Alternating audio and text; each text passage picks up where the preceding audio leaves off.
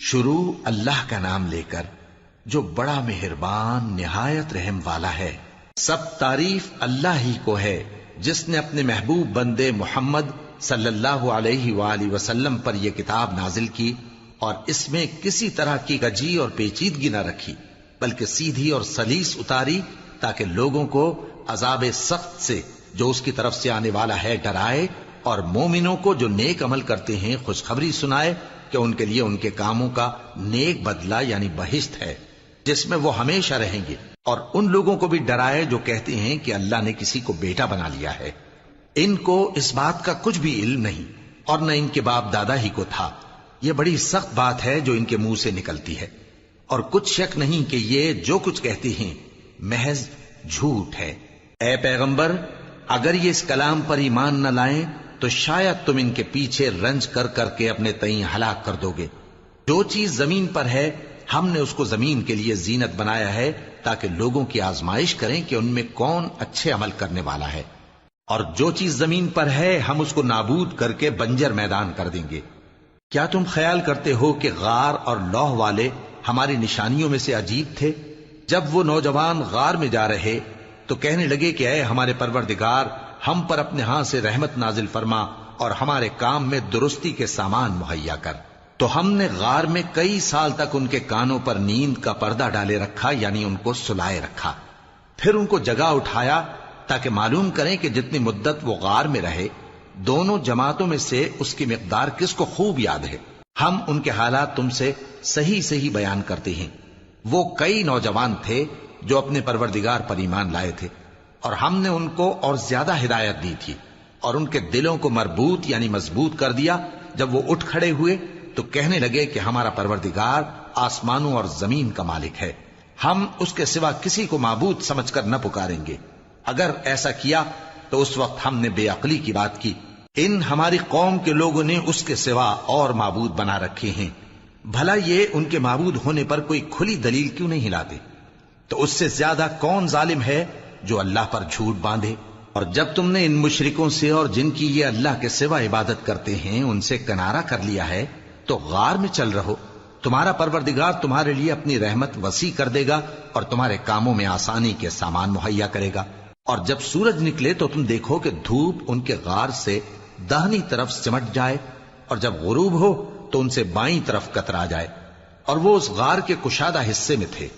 یہ اللہ کی نشانیوں میں سے ہیں، جس کو اللہ ہدایت دے وہ ہدایت یاب ہے، اور جس کو گمراہ رہنے دے تو تم اس کے لیے کوئی دوست راہ بتانے والا نہ پاؤ گے۔ اور تم ان کے متعلق خیال کرو کہ وہ جاگ رہے ہیں حالانکہ وہ سوتے ہیں، اور ہم ان کو دائیں اور بائیں کروٹ بدلاتے تھے، اور ان کا کتا چوکھٹ پر دونوں ہاتھ پھیلائے ہوئے تھا۔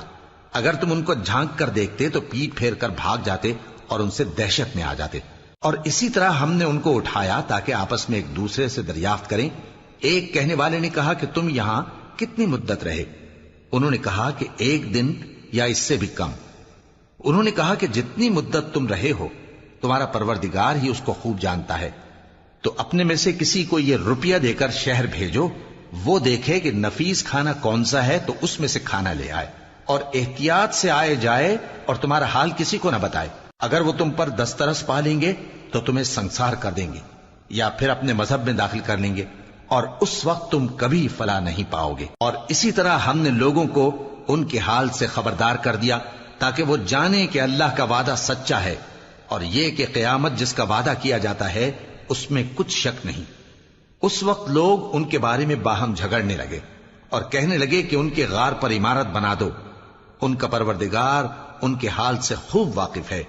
جو لوگ ان کے معاملے میں غلبہ رکھتے تھے وہ کہنے لگے کہ ہم ان کے غار پر مسجد بنائیں گے۔ بعض لوگ اٹکل پچو کہیں گے کہ وہ 3 تھے اور چوتھا ان کا کتا تھا، اور بعض کہیں گے کہ وہ 5 تھے اور چھٹا ان کا کتا تھا، اور بعض کہیں گے کہ وہ 7 تھے اور 8واں ان کا کتا تھا۔ کہہ دو کہ میرا پروردگار ہی ان کے شمار سے خوب واقف ہے، ان کو جانتے بھی ہیں تو تھوڑے ہی لوگ جانتے ہیں۔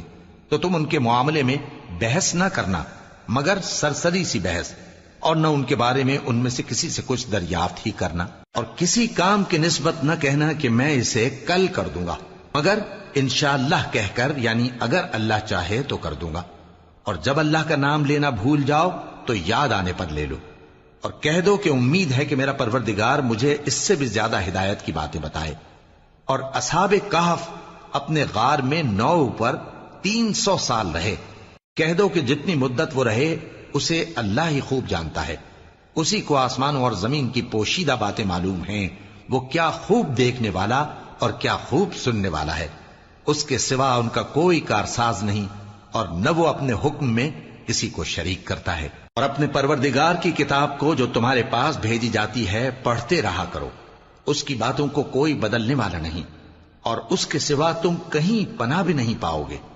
اور جو لوگ صبح و شام اپنے پروردگار کو پکارتے اور اس کی خوشنودی کے طالب ہیں، ان کے ساتھ صبر کرتے رہو، اور تمہاری نگاہیں ان میں سے گزر کر اور طرف نہ دوڑیں کہ تم دنیاوی زندگی کی رونقوں کے خواستگار ہو جاؤ۔